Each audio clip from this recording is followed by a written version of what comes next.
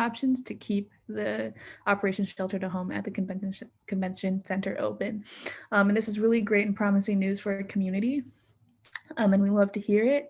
And now with this news out, we're still going to carry on with this forum as planned. And we're going to talk about the convention center in this new context of keeping our elected officials, in this case, Todd Gloria, accountable for their promises. Cool. So now that y'all know who we are and what we're going to talk about, I'm going to jump into a quick refresher, or not a quick refresher, a quick overview of the night. First things first, we're going to have a quick overview of what the Operation Shelter to Home is at the convention center. I know a lot of us might already be super familiar with the operation, but for those of us who aren't, we're just going to give a quick run through so we're all on the same page. Next, we're going to go through some action items that we can all take to have our voices heard. And if you're not sure what this means, we'll get more into it when we get into that section. After that, we're going to go into a Q&A discussion session where we can all collaborate and talk about what we want to in regards to this issue. And then finally, we're going to jump into an open forum where anyone can ask questions, express concerns, comments, criticisms, anything else. That is your time to shine. Throughout tonight, the Zoom chat will be open if anyone wants to ask questions or comment. One of us on the Mustard Seed Project team will always be active in the chat to answer your questions. Alrighty then. Well, I am now going to hand the floor to Alicia so she can give us all a quick overview of Operation Shelter to Home. For this section of the forum, please try to use the chat for anything you want to say. I promise we'll have ample time to discuss the issues out loud later. Cool. Well then, take it away, Alicia. All right, so I'm going to just do a quick overview of what we're talking about just to contextualize our discussion. I'm going to try to be super fast because I want to hear from all of you. So to start, what is Operation Shelter to Home? So on April 1st, right as the pandemic started, Operation Shelter to Home was launched, which was an emergency shelter moving individuals that were already in shelters to the convention center, given that it had the space to provide ample social distancing. Because the effects of the pandemic were really hard on the current shelters in San Diego, since they cannot accommodate most of the social distancing requirements that are recommended by the CDC. The Operation Shelter to Home was and is a great resource in that first it provided access to basic needs, like the most basic needs like 24-hour security, meals, showers, bathrooms, laundry, and access to services like case managers and housing navigation. It also provided healthcare in that the county was able to provide mental and behavioral health screenings daily. And it had access to Wi-Fi, so clients could work with their case managers as well as have full access to whatever they need for work, school, or just entertainment purposes. Access to healthcare. So one of the most important parts of Operation Shelter to Home was that homeless individuals in Operation Shelter to Home were able to have access to this regular healthcare that they might not have been able to access otherwise. There's regular testing available at Operation Shelter to Home, and if a guest were to test positive, they're immediately directed to an isolation area, or health staff can arrange transportation for them to go to a hotel room also managed by the County of San Diego. Other precautions for the pandemic at Operation Shelter to Home: masks are worn inside, isolation for anyone experiencing symptoms, daily health screenings for COVID-19, sanitization of hand surfaces and the whole facility frequently, safety announcements every 2 hours over the PA system, and full complete compliance with all safety precautions are completely enforced.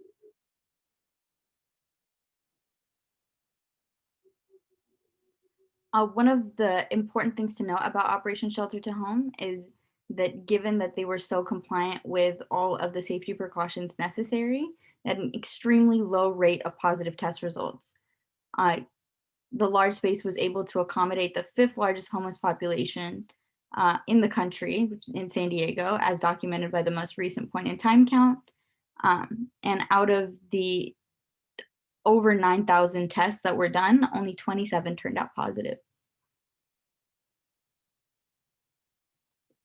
This has been one of San Diego's greatest initiatives to reduce homelessness, given that all these homeless individuals are in one place. Different nonprofits and services and programs can come gather in one place with access to Wi-Fi and the client.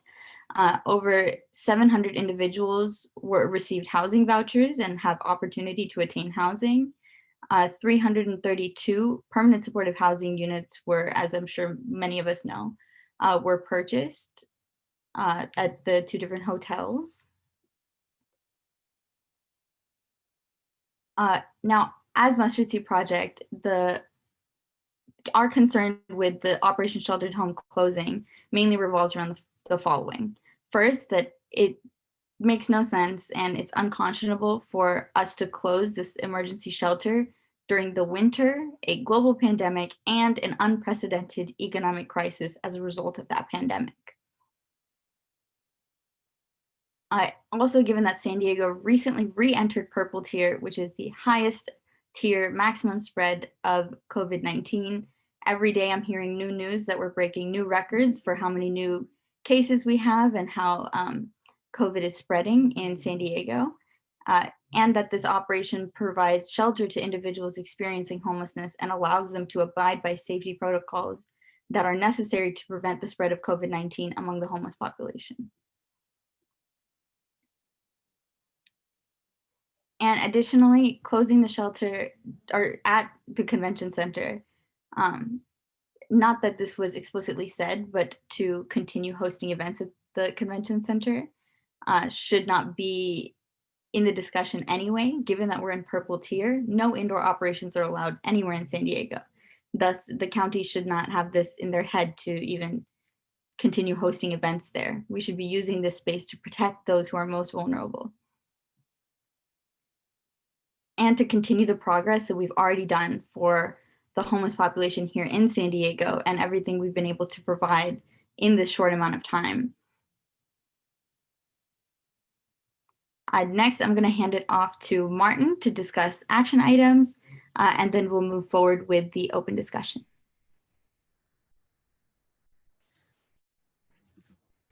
All right, everybody. So I'll be brief with this so we can get straight into the discussion. But essentially, even though Todd Gloria came out in advocacy for keeping the convention center open as a shelter for those who are homeless, we should still try to hold accountability to make sure that can occur. The first thing is just signing a petition. We're almost at 2,000 signatures, contacting your representatives, spreading the word. And if you're a homeless services provider, it's sharing your story. If you want to share it anonymously or you want to share it not anonymously, go ahead and contact us, because I think it's important for people, particularly in San Diego, to hear the voices of folks who are on the ground doing a lot of the hard work. So we'll get straight into the discussion. So there's a lot of people here who have a lot of wisdom for us as Mustard Seed Project. You know, we're not the experts in a lot of this, and we're relying on the folks in this space to provide a lively discussion. So some ground rules just for us is please don't talk over one another. If someone's speaking, you know, generally just try to mute your mic if there's noise. Be respectful. You know, let's try to have a productive conversation, and just also be mindful of making sure that other people have the opportunity to speak, and try not to leave space for other people to have their ideas expressed. And with that being said, I'm going to go ahead and give the floor briefly to Mr. John Brady to kind of give his understanding of the current situation. So John, thanks for being here, and I'll go ahead and give you the floor. Thanks, Martin. Can everybody hear me? Yes, sir. Okay, great. So my name is John Brady. I am the Director of Advocacy for the Voices of Our City Choir. We're a choir for people experiencing homelessness. You may have seen us on America's Got Talent this season. And one of the things that our organization does is we advocate for people experiencing homelessness, and I, in my role, serve on the leadership team implementing the homelessness plan for the city of San Diego. I'm on the board of the regional task force and serve in several other roles, including homeless court and the Yes in God's Backyard housing thing. I share this information so that you can understand that, you know, I've been intimately involved in the discussions that led to the implementation of the implementation of the convention center solution back in actually in January and February. The decision to make the convention center happen was not taken lightly. We recognized, the leadership of the regional task force recognized early on that our existing shelter operations would not be safe in the time of COVID. And we began exploring what alternatives were going to be, not only for the shelters, but also for additional people that were going to be on our streets and unable to shelter in place.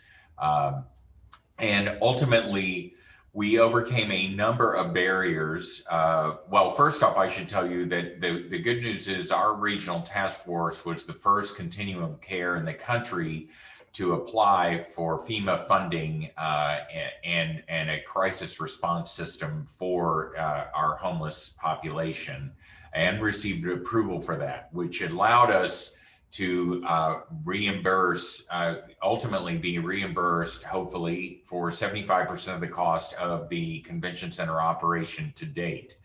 And so that allowed us, that and the COVID financing allowed us to explore opening up the convention center and operating it as a socially distanced and safe center. We decided at that point that we needed to provide on-site medical services as well as psychiatric services and a bunch of other services.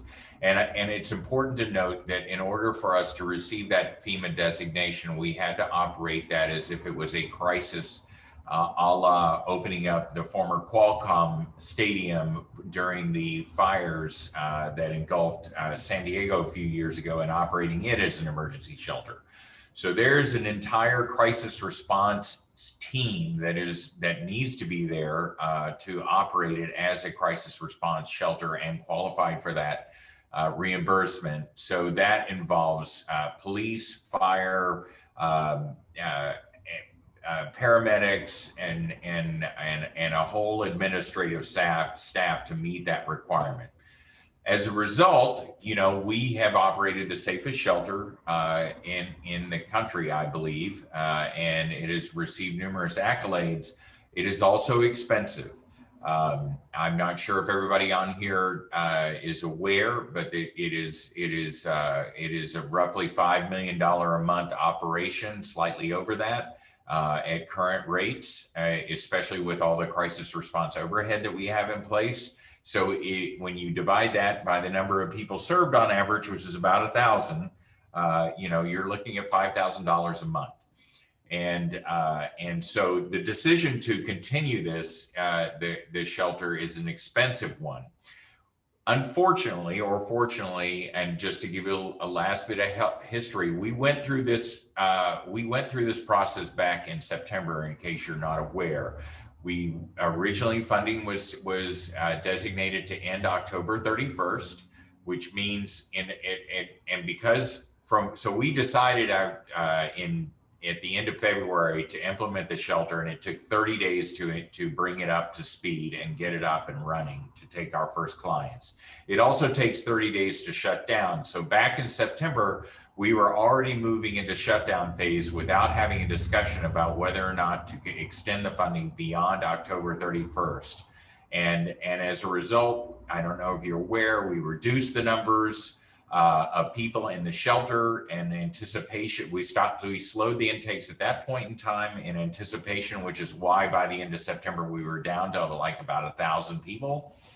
And then you see the numbers return back up to maybe 1,100 to close to 1,200. And now we're down to 900 again at this point in time.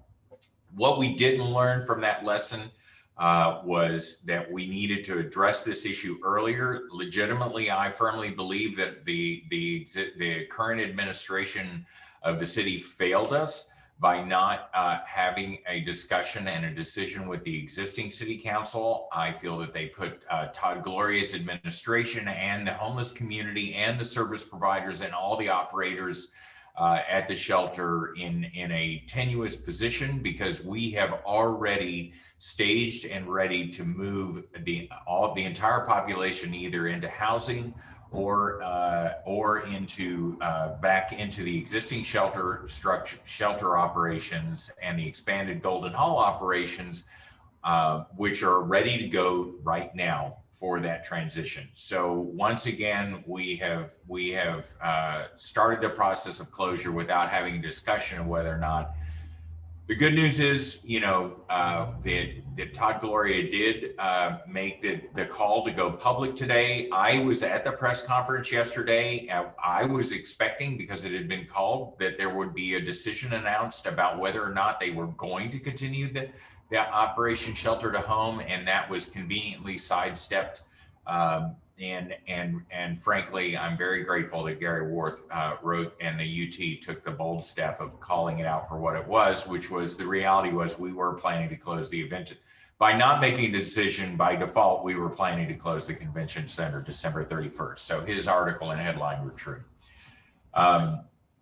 So moving forward, how we're going to operate the convention center, and most importantly, how we are going to fund it. And because we don't have any more COVID emergency funds, we do, the regional task force may or may not, just so everybody understands, operating this shelter is there are three entities that invest. The county invests by providing ongoing medical services and psychiatric services.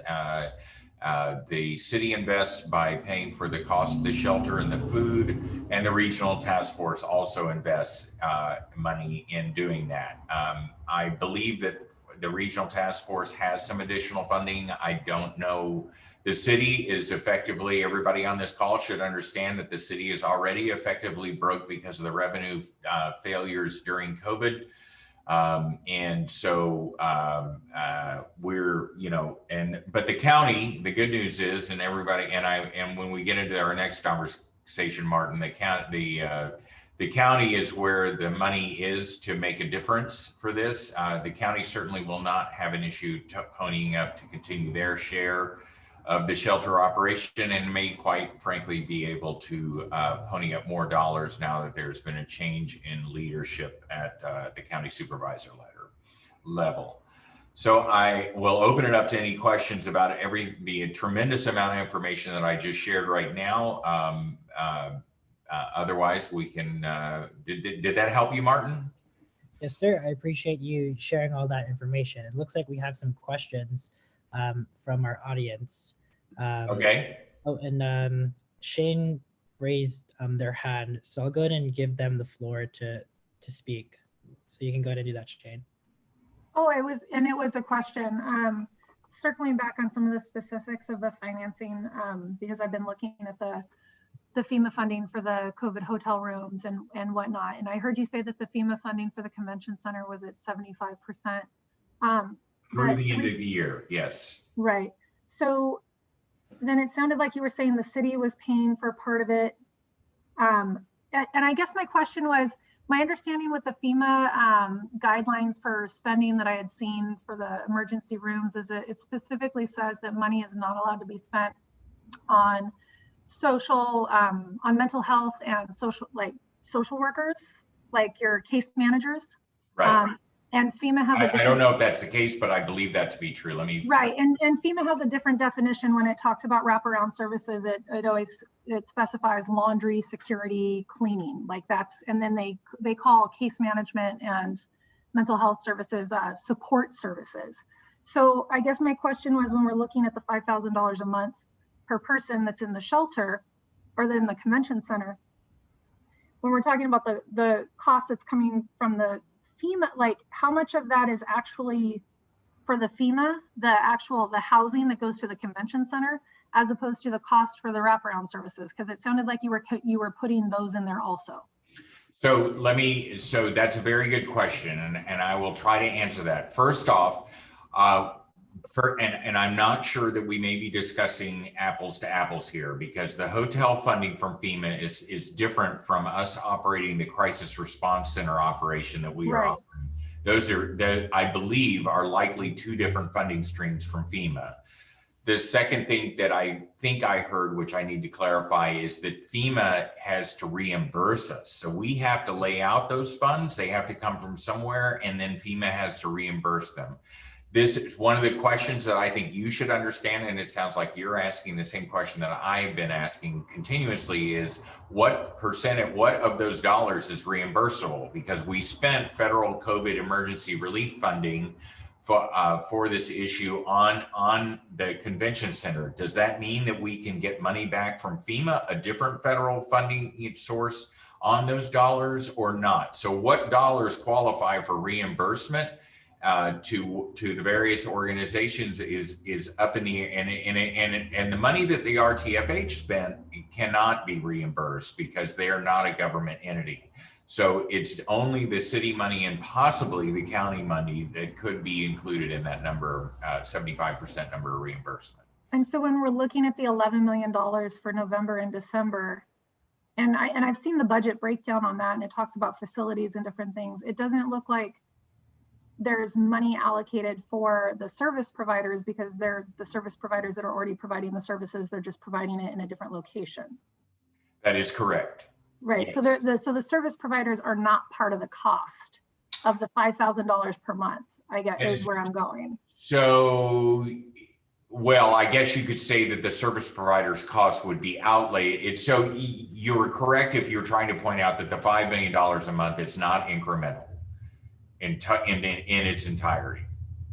I think that's where you're going. It's right. Yeah. And I think people go, oh, well, it's expensive because they're getting all these services. It's like, no. Those services are already being paid for out of a different pot of money. This is not the same money. No, it's expensive. There's really I believe that there's there's three drivers that I understand. Administrative overhead of being a crisis response system in order to qualify for FEMA dollars. There's the $1.9 million a month that it costs, I believe, for leasing the convention center space, which I will point out that if we walk away from supporting the convention center through this operation, we are probably going to have to lay out another $5 million to pay the convention center debt in lack of it, because there's a lack of a revenue stream. So it's also right, but that's a separate issue. And I see that those two issues get conflated a lot to justify housing at the convention center versus other options. And we can talk about that later, but I just wanted to clarify on the funding, the cost. Okay. I appreciate that. Thank you. You're welcome. So I answered your question. Good. Yeah, right. Pretty good. Thanks. You're welcome. I do have another question. I'm not sure if there's anyone here who can answer this. This is from the chat. Have grants, they ask, this is the full question, have grants offered by the CARES Act been tapped into to fund the convention center, which is yes, from my understanding. I know that these grants will expire at the end of the year, and I'm curious to know if there are other grants that have been explored other than FEMA. So to clarify that question a little bit, and I think I already did, the FEMA is not a grant, it's a reimbursement. The CARES Act dollars amongst the city have already been allocated. I'm not sure about the county or other municipalities. However, no other municipality or county contributed CARES Act funding to the convention center. It was all the city's allocation. So this is the next one is just a comment. So there's just a comment. I'll just read it off, but well, this is pretty charged, but I don't know if anyone wants to respond to this. They say that the regional task force on homelessness is part of the problem, not part of the solution. The lack of cohesive leadership in 40+ groups who think they're fighting for the same share of resources has crippled RTFH for years. Leadership and change is absolutely needed.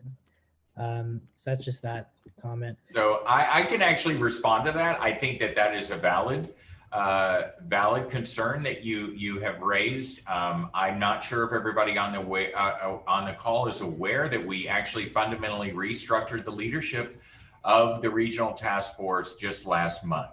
So the Regional Task Force Board is no longer comprised of service providers. I'm not serving on that board anymore. Technically, I am now on the COC Board of Directors, the Continuum of Care, which has now become its own separate not-for-profit entity. So just for those who don't understand the complexity, in order for us to receive HUD funding, we must maintain what's called a continuum of care. That continuum of care must source or provide a annual or every 2-year count on homelessness, and they must determine and allocate, determine and disperse and track all the funding that we receive from HUD and or the state, specifically related to homelessness in the county of San Diego. So under the new structure, the Regional Task Force provides those services, manages the contracts, does all the RFPs for the et cetera. And that board is now largely independent of political influence and service provider driven interests. So the COC now, the separate not-for-profit entity, now contracts with the Regional Task Force to provide those services, and the Regional Task Force, hopefully, if we're successful, if we've been successful, will be able to stand alone and start making some calls publicly about what we should be doing as a system.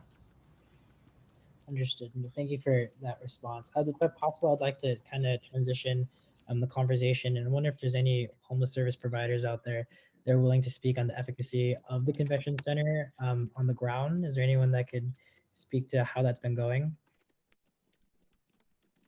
Anyone who works with clients?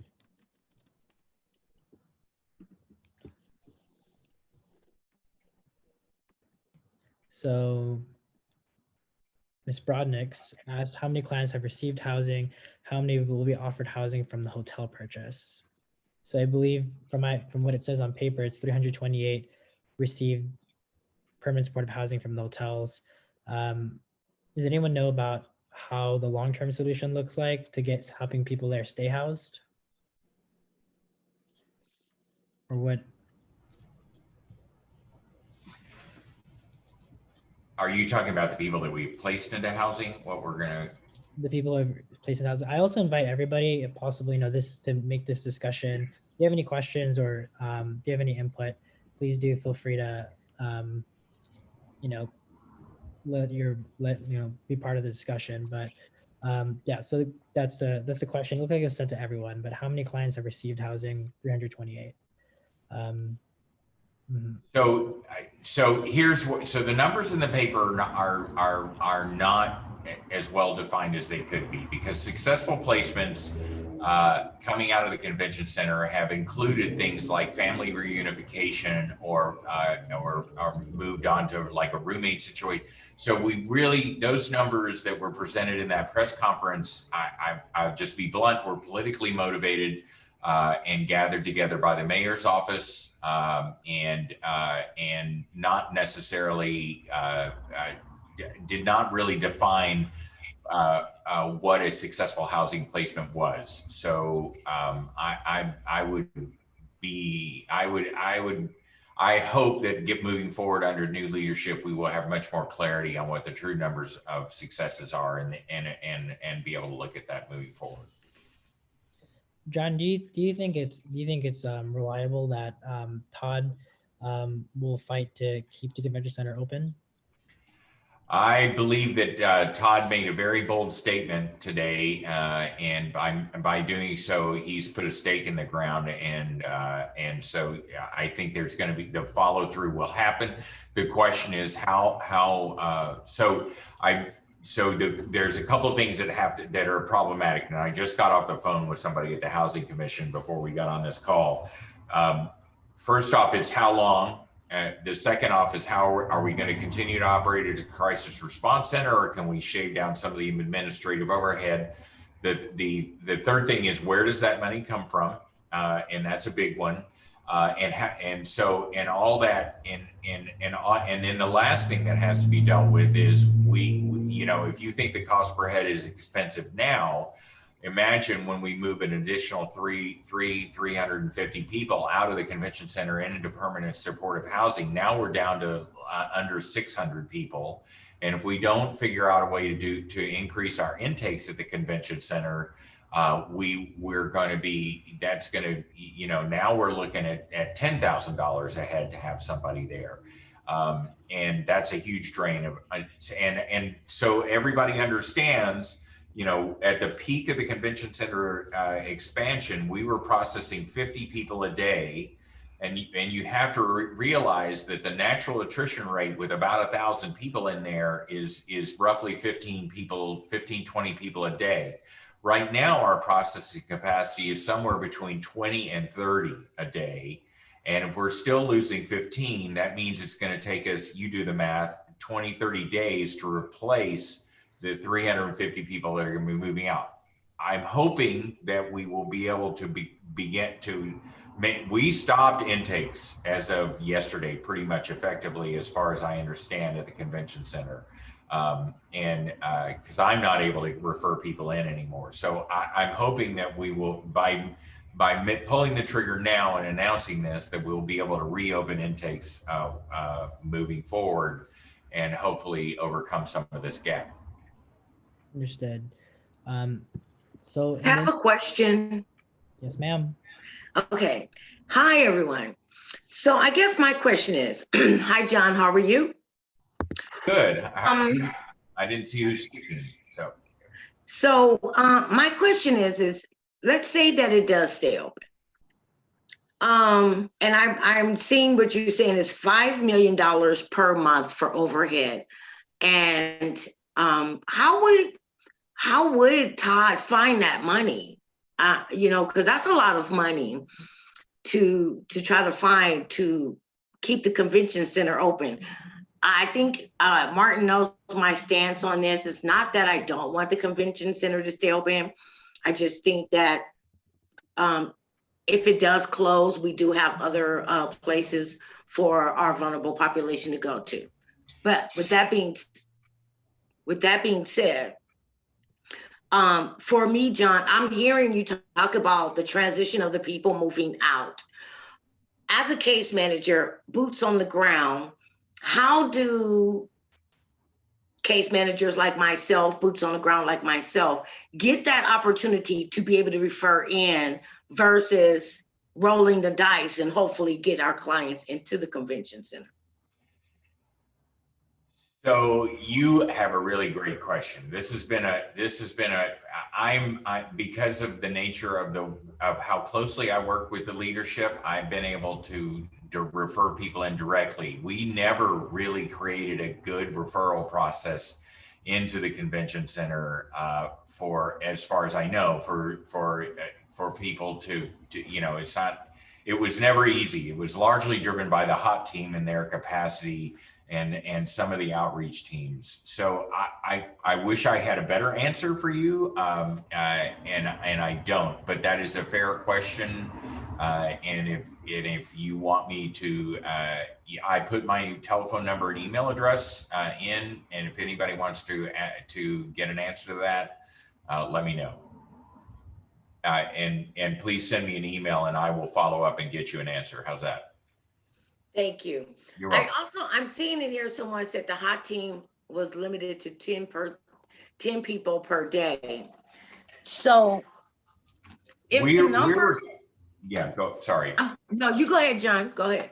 Well, so I will be honest, the limitations of the number of people a day is really how to, because there's multiple steps that we have to go through. We have to do a bunch of paperwork. We've got to get them into the HMIS system. We've got to process COVID testing and deal with any medical issues.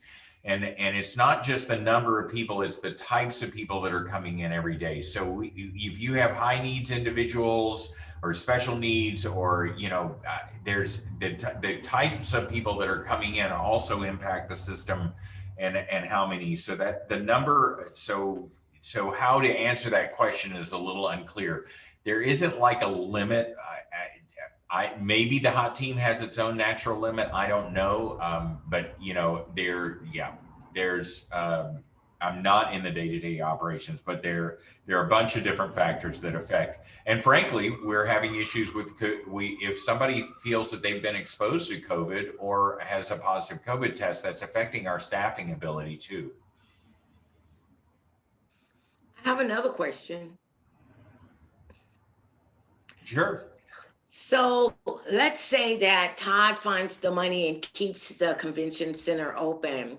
With you having the ear of the boards, would it be possible for them to work with the boots on the ground that are primarily in that particular location, East Village, to come up with some form of a streamline of a referral process versus telling our clients to wait on the corner and hopefully Hot or somebody will come along and help you get in? I certainly will put forth that suggestion. I didn't realize that that it was still that restrictive, to be honest, until you pointed it out. So yes. Thank you, John. You're going to be our voice. Well, and I make myself available. I don't put my number out there lightly. I try to be as responsive as I can. So yeah, again, you know, if anybody wants to reach out to me afterwards, I'm there.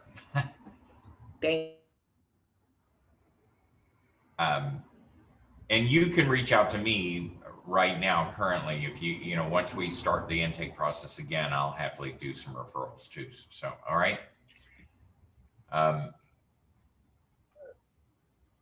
Any other comments or questions from the audience?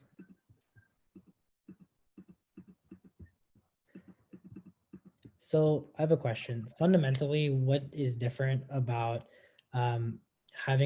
about Operation Shelter to Home versus what we did before? Is what created really the housing success? Was it just we just purchased permanent supportive housing and gave people vouchers, or was there a type of best practice or model that we implemented that was more efficient?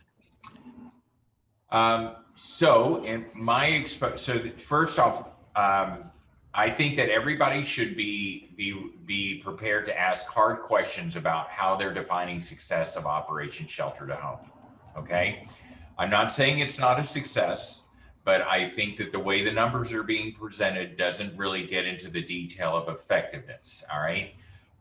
First off, we've had a lot more money during the time of COVID. We were given a lot more money, which enabled us to do more rapid rehousing. It enabled us to, we obviously were able to acquire 350 hotel rooms, but there was a lot so, you know, the relationship between service providers, county agencies that need to provide documentation, federal agencies that need to provide documentation or get documentation, down to getting somebody's birth certificate identification, paperwork process for Social Security, all that stuff was, you know, as you know, as service providers, you know, we were just constantly sending clients around to different locations, you know, in different offices and different point, you know, whether it was the DMV, Social Security, it's, you know, et cetera, to get all that data together. So a process was designed whereby that happens now at the convention center, largely in-house, and a lot better relationships with all the different parties involved were developed. There were also we were able to get not just our COC, but countrywide, we were able to get some significant exceptions to how vouchers, both veterans vouchers and regular vouchers could be applied, what types of housing were acceptable, whether or not we could pair up people in smaller and higher density arrangements than before were allowed by HUD, and also just the pre-qualification process for a housing unit to be approved by HUD was streamlined as well. So there were a bunch of, and a lot of those exemptions are going to expire at the end of December, I will point out. But we also got some permanent changes. So I think that that while I don't have direct hands-on experience, I believe that the common consensus is that we have a system, an administrative system and a process that is much more streamlined that we will be able to apply even when we return back to the shelters. Understood. Hi, my name is Ethel Sims. I have a question. Sure. So I think based on what you said, if it was 100 people, it will cost about $5,000 on the average to house them there, correct? No, with an average number of 1,000 people at the shelter, it costs us a little over $5,000 a month per person. And then if the numbers go down like to 650, because 350 went into hotel vouchers, then you're Right. losing money because you don't have what to take care of the missing 350. That's going to make you have a deficit for paying that 5 million a month. What happens is our overhead for operating the shelter is pretty much fixed. If we have 1,000 people or 1,300 people in there, the numbers don't really change in terms of, so if you reduce the number of people in the shelter by half, just for example, then that means we're looking at roughly $10,000 per person per month to operate the shelter operation. And why is it fixed? Pardon? Because why is it fixed? Is that the amount of money that the convention would need to continue to operate its normal, and they're making a sacrifice? So basically, we still have to pay for all the fixed costs, the lease of the convention center, the rental of all the showers for 1,000 people. Those things don't, all the stuff, the only thing that really changes when you put another person in a bed there is demands on staffing and meals. But everything else stays the same cost. When people are there, it's almost like a triple net type of lease. Yeah, that's a good. I mean, it flip side is if we ever got the number up to $1,500 a person, then it would be 75% of 5,000. And pardon me, I'm not good enough to do that math, but I think that's roughly 3,500. Right. So yeah, it's not that much more or less per person when you take them in, add them or remove them from the operation. So is there an obstacle if you continue to operate it? It's an obstacle if you can't have it at its highest capacity or up to 1,500. Well, you're asking great questions. Yes, so it's not an obstacle per se. Here, I'll be honest with you. I'm more frustrated with I'm more frustrated that this decision has been forced without a logical discussion about whether or not it has been make sense to do it. I think hopefully we'll not see number reductions like this. I wasn't convinced that extending the shelter operation was necessarily the right thing to do, but we just didn't get to have a fair and frank conversation with leadership to make that decision rationally. Our hand has been forced. And now I feel to some degree that Todd's been cornered and forced into continuing it.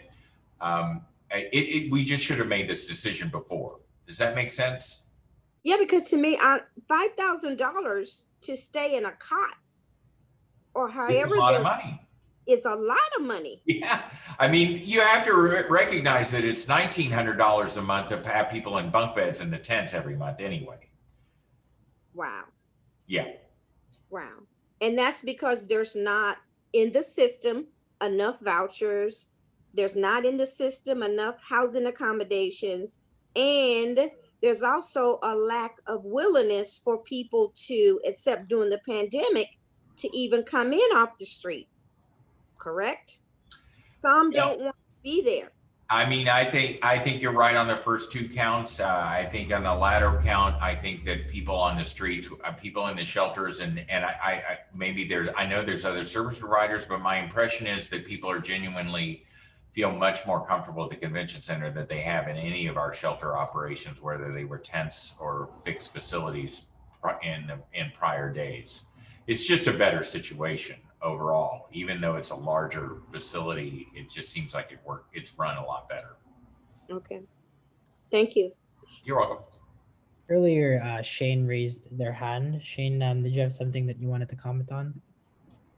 Hi, I'll turn my camera on. If this is the open forum section, I just wanted to add some information since it seemed like we were going to run out of time. There are currently San Diego, so there's the FEMA congregate shelter, which is the one that's down at the convention center. But then there are 3 categories of people who are qualified for hotel rooms, 75% reimbursable by FEMA. And then if you're an unsheltered person that qualifies, the additional 25% comes from the state for Project Room Key, which is different than Project Home Key. Right now, San Diego has the lowest, worst occupancy rate in the state. We're at 6 or 7% for the last several weeks. Orange County is beating us, and Orange County sucks when it comes to homelessness.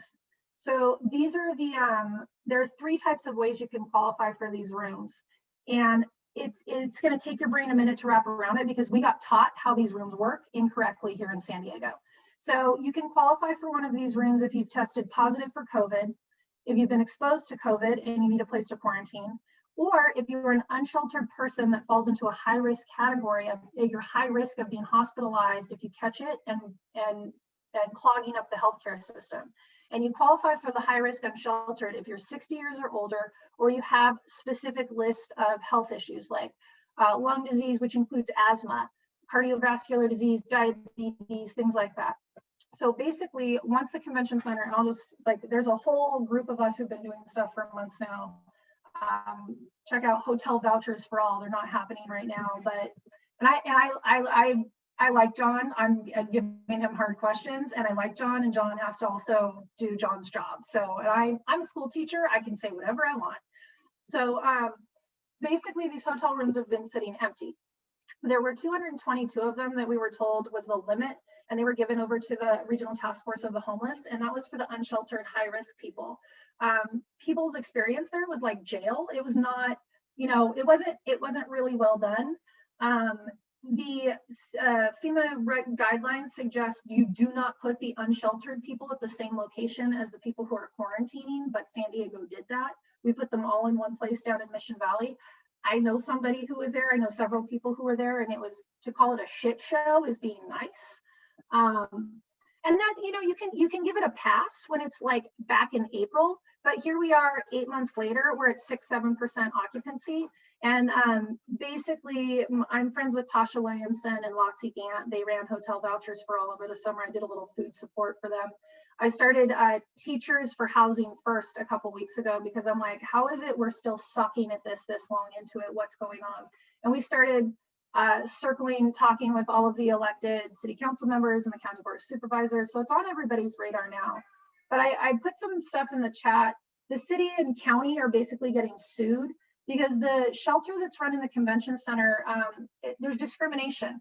In California, there's housing law. You cannot discriminate against people based on their disability or their familial status. And people who qualify in the high risk category cannot go into a congregate setting. Our county COVID plan for reopening specifically says we will have the high risk people in hotel rooms, and then we just did not put them in there. Secondly, there was no place for homeless families to go during all of this time.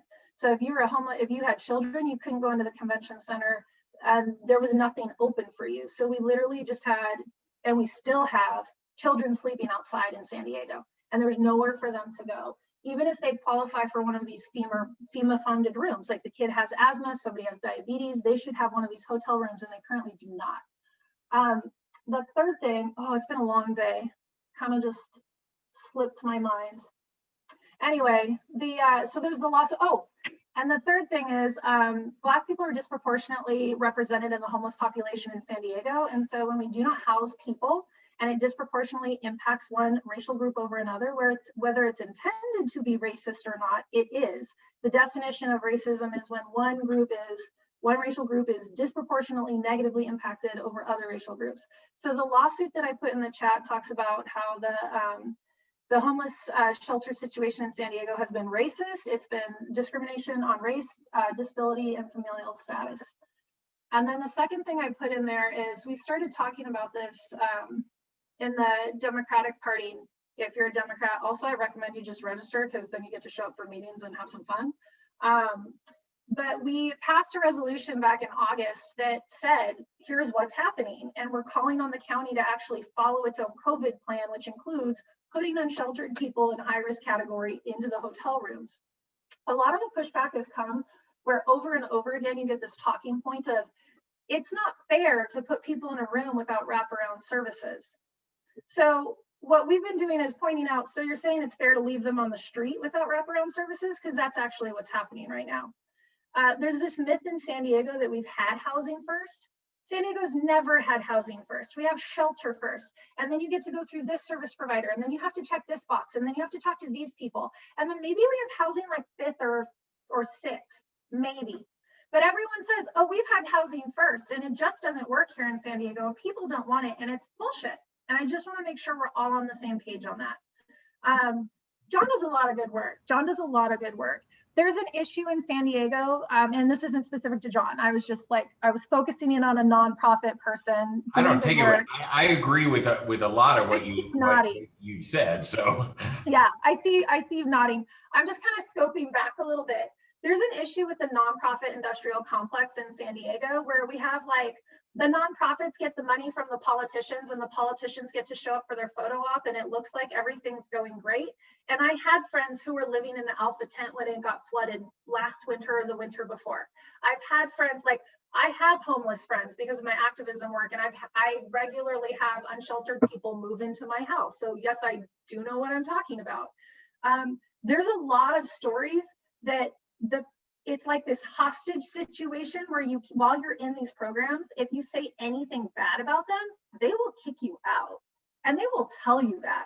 They will say, do not call the police and report the fight that just happened, or you won't get to sleep here anymore. So there is a lot of stuff that happens in these nonprofits, and you never hear about it. And there's kind of this cyclical thing where nonprofits don't want to criticize politicians because they're the ones getting the money, and politicians want to have the photo up. So I am not a fan of the Alpha tent. When you look at how much these things cost, you absolutely could put people in hotel rooms with their own private shower and their own bed and like a sense of, homeliness, but that would not make the nonprofits money. So just be aware of that when you're like, run it through that filter. Like how much bang for the buck are we getting on this? And I'm a teacher. I'm used to like doing stuff with nothing. So when teachers start paying attention to what's going on with homelessness, we're like, holy crap, you have that much money and that's all you did with it. So I'm just throwing that out there. And this is still an ongoing conversation because I met with Nathan Fletcher last week and followed up with Omar Parr. There's some more information coming out because basically every elected that we talked with on city council or the county, everyone was like, we had no idea that San Diego was this low. Who's in charge? It's like, exactly. Who's in charge? How do you get into one of these rooms? So we're leaving money on the table. We have money, we have a mandate, and we have 7% occupancy on a good day of hotel rooms that people want. So just as a heads up to everybody. And that was, I wish talked you a lot. focused on it earlier. I don't know if you're aware, but right now that FEMA program ends in December. So the thing is, everything ends until it gets renewed. So it's like, it's an ongoing, it gets renewed every month or every other month. And that's like, I've learned a lot in the last couple of weeks. And that's like the way people say, oh, well, we just can't do anything because it ends next month. Okay, it's been ending next month for the last 8 months. It's not ending, it's still here. What are we talking about? When did the pandemic end? So like, it's one thing when it's like April or May and maybe people don't have their shit together, but if it's December, it's time to like get your shit together and actually do stuff for homeless people because Orange County is doing a better job than us. That's it. So anyway, I'm done. Thank you, Shane. Martin, you and I had talked. I don't want to, but you and I had talked about what this group can do, and I think Shane's a great example of that. The reality is moving into next year, we're not going to get any incremental funding on homelessness out of the city. We may get some federal dollars. The real impact that people can have in the coming year, I believe, is where the money is, which is at the county. We have a significant change in leadership with the 2 new Democratic members of the County Board of Supervisors. I follow the county, and I rarely see people advocate for the homeless community or medical services or investment of housing in front of the County Board of Supervisors. And I highly recommend, if you want to have an impact in the coming year, that you take some time at public comment to urge them to invest more in these resources, and reach out to your individual supervisors and put pressure on them, and even the new Democratic supervisors that came in from other districts, because we all helped elect them, and they're the ones that are going to be able to make a difference probably for the coming 2 years. Yes, sir. Thank you so much, John and Shane and everyone else who gave your input.